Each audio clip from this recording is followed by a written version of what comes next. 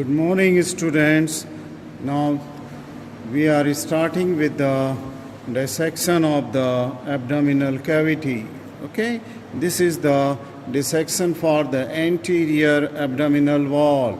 Okay, what you are seeing in this camera, okay, on the screen is that this is the lower part of the abdomen. I have just reflected the skin from one half, that is from the right side, and the left side is still not reflected for the skin. Okay, this is the pubic symphysis is here where I am putting. There is the I can feel here the presence of the pubic tubercle.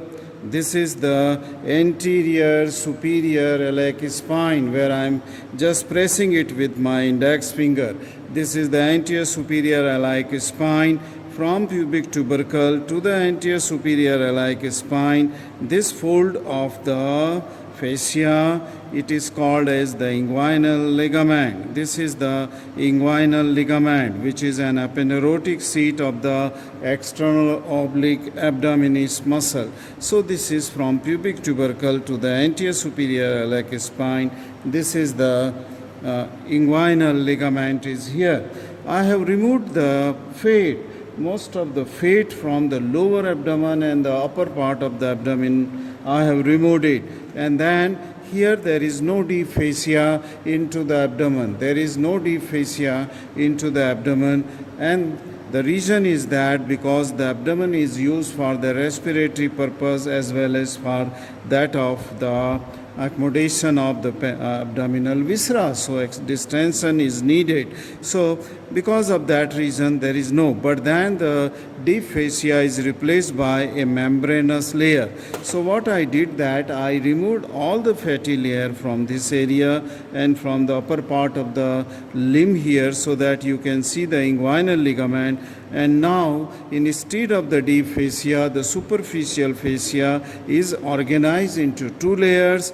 That means just beneath the skin it is this thick fatty layer was there, and deep to the fatty layer there is another layer which is called as the membranous layer is there. I will just leave the membranous layer here.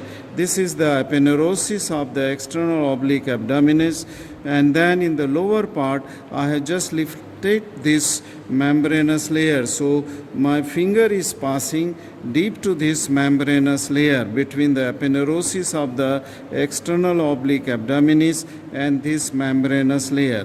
This membranous layer is just starts from the below the umbilicus, and then it covers the lower part of the abdomen. Then it comes on lateral side, this membranous layer. Okay, it comes after crossing the inguinal ligament. It comes here up to the below the inguinal ligament, about 1 or 2 centimeter below, and is attached below the inguinal ligament onto the deep fascia of the thigh, that is to the fascia lata.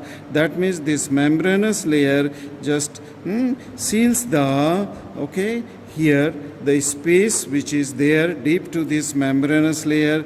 This space is extending from anterior superior iliac spine to the pubic tubercle, but below the inguinal ligament layer in front of the thigh. Then this membranous layer continues on to the penis, and then it also continues on to the scrotum where it is where it replaces the dartos muscle, and it goes to the free margin of the perineal membrane. That you will learn later when you will go to the perineum. Just remember that the deep fascia is absent, and this is replaced by a membranous layer where like this, and then this is covering to the penis. So deep to this membranous layer, if there is any collection of the fluid is there, especially into the rupture of the membranous urethra in the perineum, the urine comes out, and then it comes and fills on both the sides of this midline here in deep to this membranous layer. It goes and gets collected beneath the skin of the penis, where this membranous layer is also extending and into the scrotum, deep to the scrotal membranous layer. there, so that you will learn later, but this was the time to show you the membranous layer of the superficial fascia, as it is called. Then if you trace this inguinal ligament here, you can see that there is a opening here, just okay, lateral and superior to that of the pubic tubercle. As I said that I can feel the pubic tubercle, just superior and lateral to this, there is an opening into this aponeurosis just above the inguinal ligament, and through which this structure which is passing through this opening is the spermatic cord. So I hope that you can see this spermatic cord, and these are the margins of that aponeurosis opening. Okay, this margin is the margin of the in the aponeurosis of the external oblique abdominis muscle, and this opening through which the spermatic cord is coming out is called as the superficial inguinal ring. And there was a membranous covering from extending from this superficial inguinal ring, okay, which I will try to show you here. There was a thin membranous layer which starts covering, see this, just at the tip of the forceps, which is coming from the margin of this inguinal ring, superficial slit-like space inguinal ring. This is the external spermatic fascia.